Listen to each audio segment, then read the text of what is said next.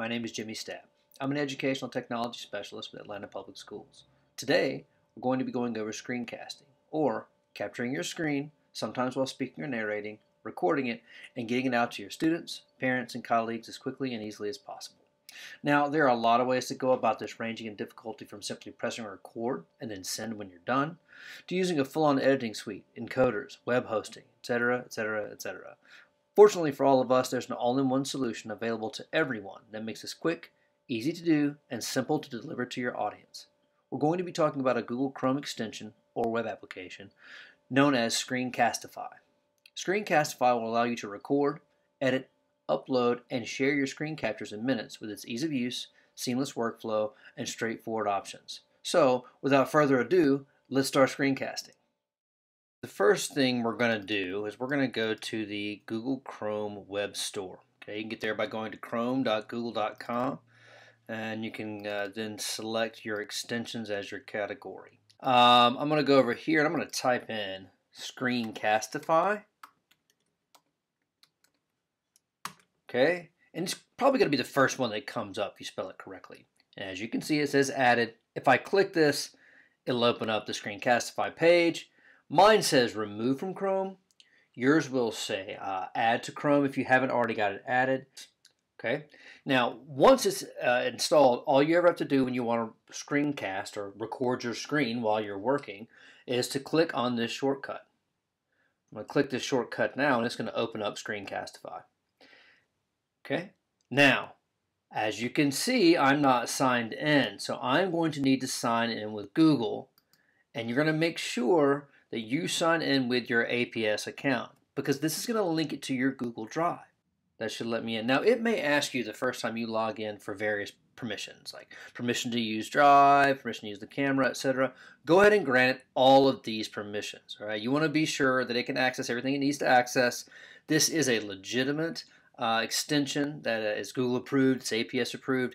Nothing harmful is going to come to you or your account if you give it approvals, okay? So here we are in Screencastify. It's ready to go. And whenever you log into it directly or you go to your home page, you will go to your recordings page here, and you'll have your subscription, your option window, links, the editor, which we're going to get to in a second, some resources, and you can even switch your account. So if you make a mistake and you log into the wrong account, you can just switch accounts there. You can log out when you need to, okay? So, let's do a screencast. What I'm going to do is I'm just going to go through, and I'm going to close this other one here too to make things more simple. I'm going to open a new tab, and let's just go through a quick how-to video. This is one of my favorite uses for Screencastify when I need to give somebody some quick help or to show them something. Often the quickest way to do that is just do a screen capture, upload it to YouTube, and shoot them a link. And that way they can watch the instructions over and over and over again as many times as they want to get whatever process it is that they're working on down. This can be incredibly helpful when you've got a procedure that you're trying to get students on board with, and it's not something you want to repeat 50 to 150 times, several times for each student. You want to just give them a link and say your Google Classroom that shows them how to, say, switch accounts in Google. Okay, let's say this is a problem that you've been coming across. I'm sure some of you have already, and you may in the future if you haven't. As you can see here, I'm logged into my personal Google account. I want to switch that to my APS account, and I want to show a fellow teacher or some parents or a student how to do that. And I want to keep this video so when this problem comes up again, because I know it's going to come up again, I want to be able to access this video and send it along in the future. First thing you'll do is you'll see your arrow here. If you click on the arrow, it will open up the options here to begin with. Now, it may ask you for the first time you use it, it may ask you for some permissions to use your microphone, to use your webcam, etc. Go ahead and grant those permissions. I've got a couple of options here. I can do just the tab that I'm on, and it won't show any of my shortcuts or any of my other tabs. It'll just show what's in that screen. I can record my whole desktop, and that will actually record my entire desktop. Every click I do, if I leave this screen and go to another, it'll show that. This is very similar to how it works in Zoom if you're familiar with screen sharing in Zoom. And your webcam. This is pretty self-explanatory, right?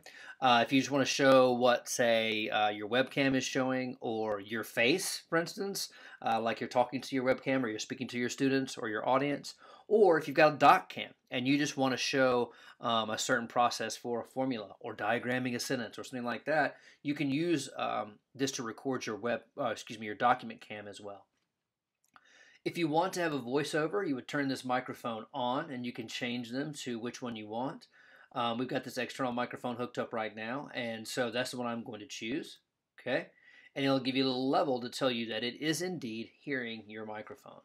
Now, if you want to have a little image of yourself that's also in there, kind of escorting your audience along the way, you want to show your face in there to give it a little more of a personal flair, you can click on Embed Webcam, and it will turn on your webcam and embed the image that your webcam sees while you're on screen. So again, this could be a way that you use your document camera to show something you're doing, like say on a whiteboard in your classroom, or how to work through a procedure manually while you're showing it on the screen. Okay, so I'm just going to show how to log into, or how to switch my accounts from one Google account to another. So I'm just going to record with this the way that it is. I'm going to show all my tabs on my desktop, and I just need the microphone turned on. No need to embed my webcam. I'm going to click on record. It's going to ask me if I want to do my entire screen or if I want to do one of the application windows I have open. Very similar to Zoom, right, if we're familiar with that. I'm going to click on the screen that I want to share. I'm going to click on that. It'll give you a brief countdown, and it will then ding to let you know that it's recording as it is now. If you want to hide this at the bottom, you can hide this message at the bottom just like you can in Zoom. I'm going to click on hide to keep things simple. Now I'm going to go over here and I'm going to switch my account to Google. To my APS Google account. So I'm going to click on that. I'm going to go down to my APS Google page, and there you go. And that's how you would do that. And let's say that's done. I've done my procedure, and I'm going to stop my recording because I think I've got enough now. So I go up here to my Screencastify icon, and then I click on stop. Now what that's going to do is it's automatically going to stop my recording, and it's going to open it in the Screencastify homepage. Once your video has been recorded, you can now get a link that will share it directly from your drive. Since you've linked it to your Google Drive, it automatically saves all of these videos to a Screencastify folder in your Google Drive. Okay, and if you'd like, you can just automatically get a link and just send someone that link immediately and share that link from your Google Drive. Okay, as you can see, it's already copied. I can pop this in an email and then send it to someone immediately. But there are a couple of other ways that work just as well, and I think a little bit better. Now, the best thing that I like to do, or the best technique that I use, or that I've found, is to publish it directly to YouTube. So when you go to publish to YouTube, you can actually just upload this to YouTube, and you can see here that it's going to the correct account. You'll want to look at that and be sure it's got the right account, and it's not one of your other channels. Okay, you want to be sure it's your APS channel. And if you've never done this before, it's going to ask you to sign into your APS channel. So you want to link those together. And you want to make sure your sharing functions are public or unlisted. And I'm going to change the title to this to Switching Google Accounts on the Fly. Okay? And you can just put a brief description there. How to switch from a private to work related Google account. Okay, and then upload it, and that's going to upload it directly to YouTube. Copy that link, put that into an email to someone, send it in a message to someone or a text. And you can also post this in your Google Classroom, so they'll be there in perpetuity, right? So as long as you have the Google Classroom there, as long as you have that link going in YouTube, as long as you have the video in your YouTube account, that link will work. If you are someone that wants to upload a file, or let's say you're sharing a file with someone as a part of a project and you need to get them a copy of what you're doing that's an actual copy they can work with, you can go over here to download.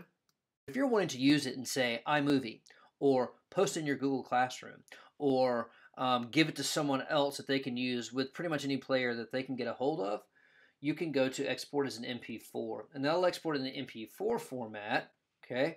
And you want to check it to a fixed frame rate if it changes. And then you would click on as high as you want it. 30 is usually fine. Some people go higher, but that's not really necessary, especially when you're talking about screen captures. And if you click on export, it'll then export it. Now, you can also do other things like export just the audio. Let's say you just want to record the audio and send that out like a series of steps. Let's say that you had to walk through a how-to on screen and you just needed your screen to get you through the steps, but really all you want to do is do an audio recording of the steps they're going to follow. You can export the audio, and you can also export it, if it's small enough, as an animated GIF file. Well, I hope you found this introduction to Screencastify beneficial, and that maybe it has you feeling a little bit more empowered to use screencasting in your daily workflow. My name is Jimmy Stapp, and this has been another installment of Tech Tips and Tricks for Teachers.